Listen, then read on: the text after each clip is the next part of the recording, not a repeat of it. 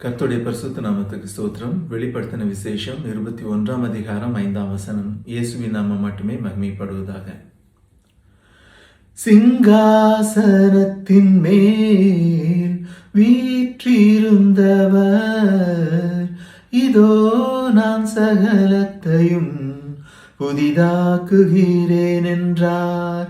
பின்னும் அவர், இந்த வசனங்கள் சத்தியமும் உண்மையுமானவைகள்,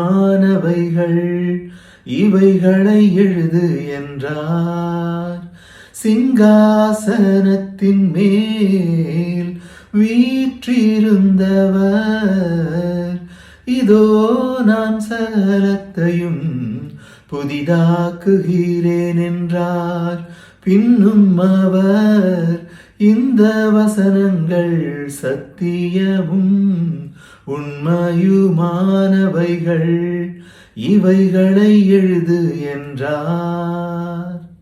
கர்த்தர் நல்லவர்.